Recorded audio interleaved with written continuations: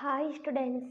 Tailoring கிளாஸில் இன்றைக்கி நாங்கள் ரெண்டாவது கழுத்து டிசைனை எப்படி தைக்க போகிறோம்ங்கிறத தான் பார்க்க போகிறோம். ஸோ ஒவ்வொரு கிளாஸ்லேயும் நாங்கள் ஃபேப்ரிக்கில் கட் பண்ணி பழகிறதுக்கு முன்னால் அதை எப்படி வரையணுங்கிறத நான் ஒரு A4 ஷீட்டில் உங்களுக்கு சொல்லி காட்டுறேன். ஸோ இதே மாதிரி நீங்களும் ஒரு நோட் புக்லேயோ அல்லது ஒரு A4 ஷீட்லேயோ கட்டாயம் எழுதிக்கோங்க. ஸோ முதலாவது நீங்கள் இதை எப்படி மார்க் பண்ணணுமெண்டா நான் சொல்லி தந்திருக்கிறேன்.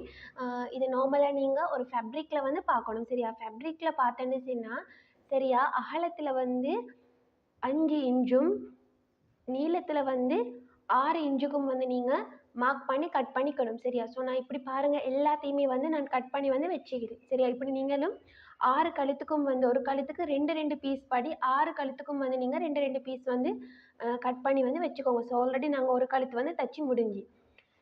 இப்போ பாருங்கள், நாங்கள் ஃபர்ஸ்ட் ரவுண்ட் ஷேப் கழுத்தை நாங்கள் தச்சு முடிஞ்சு. இப்போ இன்றைக்கி நாங்கள் தைக்க போகிறது வி ஷேப். ஸோ வி ஷேப்னு செல்லும்போது நாங்கள் எப்படி வரைய போகிறோம்? வி ஷேப்னு சொன்னால் சரியா நாங்கள் இப்போ சர்க்கிள்ண்டா இப்படி வேறு வேறு டிசைன்ஸ் இருந்துச்சுன்னா வேறு மாதிரி நாங்கள் வரைவோம். ஸோ வி ஷேப்னு வரும்போது இப்படி நீங்கள் கட் பண்ணால் ஓகே. சரியா? சரியா, நீங்கள் வளைச்சி மார்க் பண்ணிக்கோங்க. ரைட். இப்போ பாருங்கள், இப்போ நீங்கள் உங்களோட ஃபேப்ரிக்கில் இந்த பக்கத்துக்கு கட் பண்ணிங்கன்னு சொன்னால் இந்த பக்கத்துக்கு கட் பண்ணிங்கன்னு சொன்னால் சரியா உங்களுக்கு வி ஷேப் என்ன செய்யும்னு சொன்னால் கிடைக்கும். சரியா? ஸோ இப்படித்தான் நாங்கள் இந்த வி ஷேப்புங்கிற கழுத்தை நாங்கள் வெட்டிக்கொள்கிறோம். ஸோ அடுத்ததாக நாங்கள் எப்படி ஃபேப்ரிக்கில் வி ஷேப் கழுத்தை வெட்டி நாங்கள் தைக்கிறோங்கிறத பார்ப்போம்.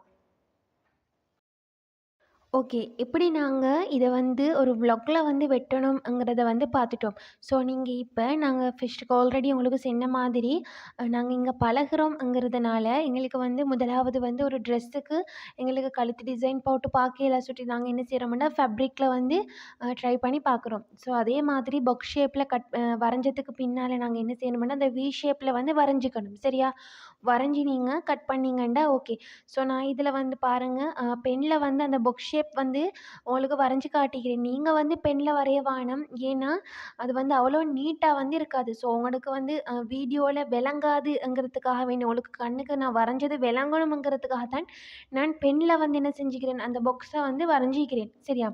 இல்லாட்டி உங்களுக்கு ஃபேப்ரிக்கு யூஸ் பண்ணுற சோக் யூஸ் பண்ணி இழும். ஸோ உங்களுக்கு விளங்கணுங்கிறதுக்காகத்தான் நான் பென் யூஸ் பண்ணிக்கிறேன். நீங்கள் ஃபேப்ரிக்கு யூஸ் பண்ணுற சோக் யூஸ் பண்ணுங்கள். நீங்கள் பென் யூஸ் பண்ண வேணாம்.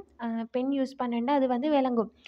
ஸோ நான் ஆல்ரெடி சொன்ன மாதிரி நீங்கள் அந்த வி ஷேப்பில் மார்க் பண்ணி கட் பண்ணிக்கோங்க. கட் பண்ணிவிட்டு கீழே ஃபேஷிங் துண்டும் கட் பண்ணிவிட்டு நாங்கள் என்ன செய்ய போகிறோம்னா கரெக்டாக அந்த ஷேப்புக்கு நான் இந்த காட்டுற ஷேப்புக்கு நாங்கள் ஸ்டிச் பண்ண போகிறோம். சரியா? தைக்க போகிறோம். ஸோ இதில் காட்டுற மாதிரியே நீங்கள் தைச்சிக்கோங்க. சரியா? தைச்சதுக்கு பின்னால் நாங்கள் என்ன செய்யணும், அதை உள் பக்கத்துக்கு மடிக்கணும். சரியா? ஸ்டூடெண்ட்ஸ், நீங்கள் நிறைய ட்ரெஸ் பார்த்துருப்பீங்க. என்ன செய்வாங்கன்னு சொன்னால் இந்த ஃபேஷிங் துண்டை தைச்சிட்டு ஃபுல்லாக ஃபினிஷ் பண்ணியிருக்க மாட்டாங்க. ஃபினிஷ் பண்ணாட்டி என்ன நடக்கும், கழுத்துற பின்னுக்கும் முன்னுக்கும் நாங்கள் அந்த தைச்ச துண்டு இருக்குது தானே, அது அப்படியே வெளியில் வரும். வெளியில் வந்தேன்னா அது அன்கம்ஃபர்டபுள், அசிங்கமாக இருக்கும். ஸோ யாரும் விரும்ப மாட்டாங்க. அப்போ நாங்கள் கட்டாயம் என்ன செய்யணுமானா நாங்கள் அந்த உள்ளுக்கு பிடிக்கிற ஃபேஷிங் துண்டு இருக்குது தானே கழுத்தோட, அதை ஒன்று தைக்கணும்.